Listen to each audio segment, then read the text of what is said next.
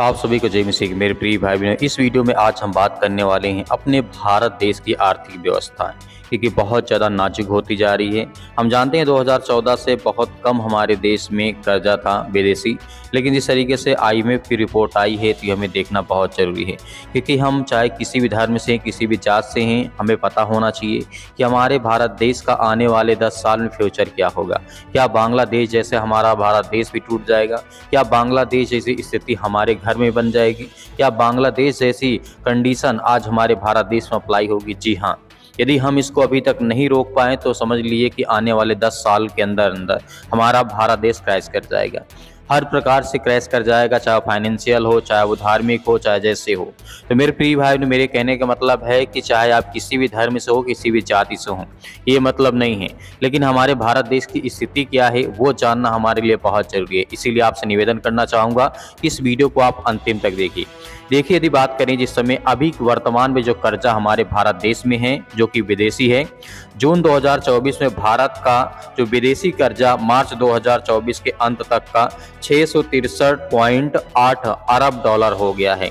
जिस तरीके से यह पिछले साल मार्च के मुकाबले करीब 3 लाख जिस तरीके से 32,000 करोड़ रुपए ज़्यादा हो गया। हालांकि इस बढ़ोतरी के बावजूद देश की जो GDP है उसका 18% से ज़्यादा हमें कर्ज देने में, हालांकि हम कर्ज नहीं दे पा रहे हैं, उसका केवल हम ब्याज देते हैं 18%। सोचिए देश का GDP जितना है उसका हम 18% से 20% हम उतना दे रहे हैं उनको, कि उनका केवल कर्ज हम उसमें नहीं लौटा रहे हैं। ये बात याद रखिएगा, केवल उसमें हम ब्याज दे रहे हैं। बात करते हैं कि 2014 में जब कांग्रेस पार्टी ने अपना सत्ता छोड़ करके माननीय प्रधानमंत्री मोदी जी को अपना सौंपा था, और जिस तरीके से मनमोहन सिंह ने, डॉक्टर मनमोहन जी ने ये भी कहा भी था कि हम उस देश से गुजर के आए हैं, उस समय से गुजर करके आए हैं जब हमारे भारत देश में 15 दिन का केवल पैसा बचा था। तो उस समय आप सोचिए।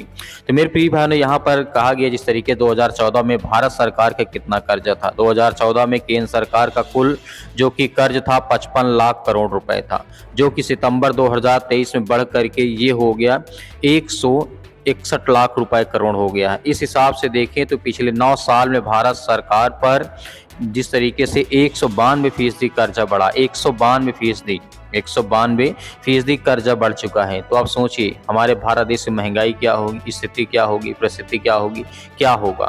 इस समय जिस तरह से देख रहे हैं देश विदेश में दोनों तरह से कर्ज में हम शामिल हैं। इसी तरह अब अगर विदेशी कर्जा की बात करें तो 2014-2015 में जब भारत पर विदेशी कर्जा था वो 31 लाख करोड़ रुपए था, तो 22 दिसंबर 2023 तक यहाँ पर देखते हैं। लेकिन जैसे ही माननीय प्रधानमंत्री मोदी जी आते हैं यहाँ पर कर्जा इतना बढ़ जाता है 192% बढ़ जाता है। मेरे प्रिय बहनों, ये हमें देखना बहुत जरूरी है, क्योंकि हम जिस देश में रहते हैं उस देश की कंडीशन क्या है।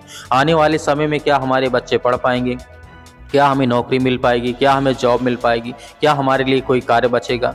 यदि किसी विदेश का हमारे ऊपर कर्जा हो जाता है, किसी देश का कर्जा हो जाता है, तो वहाँ पर हमें अपने आप को कैसे हम निकाल पाते।